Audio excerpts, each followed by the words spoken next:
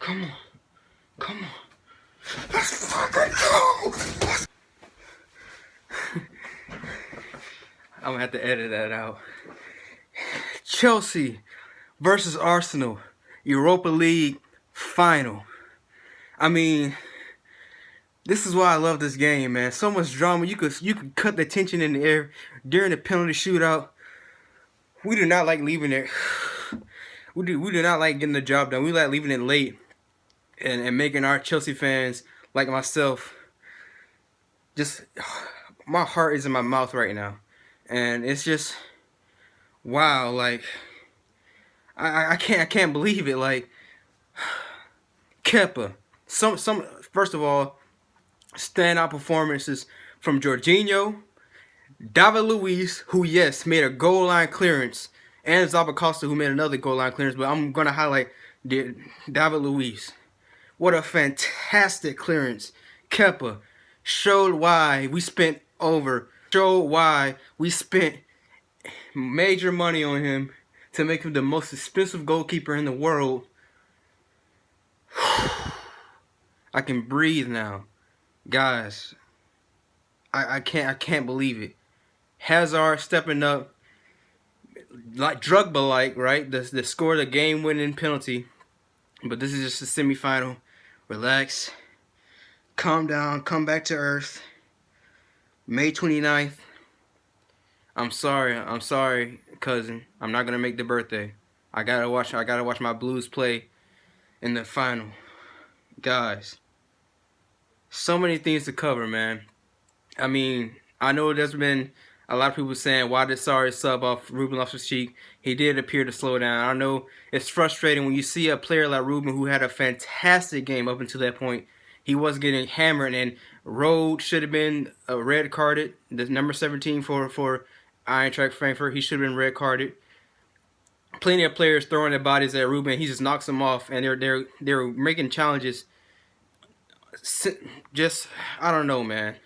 I'm high on emotion right now, and it was fantastic drama, and boy, man. I mean, a lot of players showed up big tonight. And when Barkley stepped up to take that penalty immediately after we had missed the first one, I was just like, why? Of all people, you know? Of all people. It's similar to when he took the free kick against Malmo, but he scored it. I was like, why, of all people, why is he taking this penalty? A penalty that's very crucial. We just missed the last penalty, and they scored. So we need this penalty. Why is Barkley the first to step up? And, guys, we're in the final, man. I don't know what else to say, man. I'm just, man, that was too much for my heart, man. Like my heart almost imploded, and I'm not exaggerating. Like this Chelsea squad, man, they just know how to rile you up, man. And sometimes not in the good way, but right now I'm feeling great, man. A lot of players stepped up today. What really changed the game is when Addy, Frankfurt's manager, he said he moved Rebic closer to Jovic, which I feel like Jovic was isolated for the first half of the game, and then he told Rebic to come in closer and instead of being out wide, and that allowed Jovic to have somebody to link up with, and that's how they scored the first goal. How he received the ball on his chest, to chest it down to Rebic, and Rebic played it into the open space that David Luiz tried to cover. He tried to intercept the pass, but wound up leaving that big gap in the middle, and they went in to score. But Ruben, oh yeah, my three standout players, Ruben, Jorginho, and Kepa. They stepped up tonight and they played a fantastic game. A lot of players stepped up, like Kovacic. They had their moments. Pedro was dreadful. Man. I mean, the amount of times he gave up possession, the amount of times that he played the passes too slow, like when we were in on goal, he passed the ball too slow, and the opportunity was gone. And yeah, and also Zappacosta, he almost cost us some goals, man. Even though he made the goal line clearance, he almost cost us some goals because so many times where he goes forward, he doesn't track back, and Sarri screaming at him to get back, get back, get back. You're because Pedro wasn't tracking back, and sometimes Hazard was too lazy to track back. That's why the Costa the Adi Frankfurt's manager was instructed. He instructed Da Costa to go forward a bit more because Hazard wasn't tracking back. So that's why you seen him get a bit more involved. He even had a goal, a shot at goal that should have been a goal. Because if Kepa wasn't, this is one thing I said about some people don't know how to properly assess goalkeepers. Look at Kepa's positioning. Some people would say, "Oh, he shot it straight towards the goalkeeper." No, the goalkeeper has an innate ability to sense where the ball is going. It's called positioning. He positioned himself where the ball was more than likely going at, and if he doesn't do that, that goal is going in top bins, upper 90. World class save from Kepa. Kepa showed why he is the most expensive goalkeeper in the world. Fantastic today, and just like all these people that constantly slate David Luiz, all these people that constantly slate Jorginho, he showed you today why Sarri rates him so highly. Both Ruben and Jorginho, fantastic, and it goes on from here. I mean, on to Baku.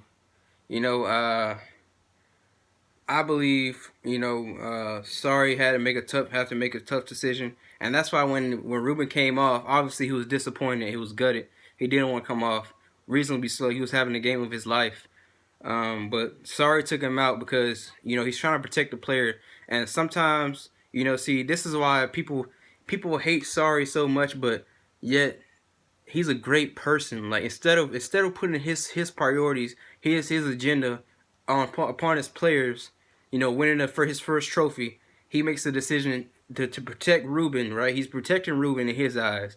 He wants Ruben to have a great career. He sees great things in Ruben's future, and he's protecting the player because he doesn't want to risk Ruben being out for injury. And I believe that's why he took him out, because other than that, I don't see why he brings on Barkley. Barkley offered nothing. But I'm trying to be a Sarri advocate, and I'm thinking that he's thinking, okay, Ruben looks like he's slowing down. Ruben looks like he's a bit hurt, And he did take a lot of challenges. They were roughing him up a bit, and he was just shrugging him off. But we should have had a penalty. That goal where Ruben was in on goal, and I think it was Da Costa. Yeah, it was Da Costa. He kind of tried to seal him off or hip check him, and he wound up tripping. He wound up tripping Ruben, and we deserved the penalty, and Rose should have been sent off. Arguably, Azpilicueta should have been sent off too, but I think it kind of nullified it because of what I said earlier. Rose should have been sent off, number 17 for Eintracht Frankfurt, and just I think actually I'm quite impressed by Frankfurt because I expected them to drop off within like the first 30 minutes like it did last game, but clearly they had rested their players prior to our game, and they lost 6-1, but they rested their players, and so that would explain why they were able to press a bit longer. Christensen went down, and we wound up finishing the game how I suggested it, was playing Zappacosta on the as a right back and Azpilicueta as a center half, but I did have Christensen alongside Azpilicueta and have David Luiz where Kovacic was playing.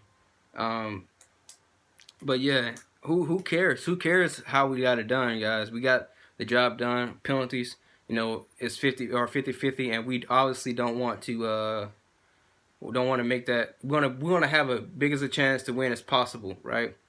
And hopefully we don't repeat the same thing we did against Manchester City, where we beat Tottenham on penalties. Right? Did we go to penalties? I think we did. I think we did go to penalties, and we went to penalties against Man City. So hopefully that's not the case. It's gonna be a London derby for the final, and Yeah, it's gonna be a lot of passion, a lot of I can't wait for the environment, the spirit. You know, that man. This is why I love football, man. For the good, bad, and ugly, man. We had all three within a penalty shootout.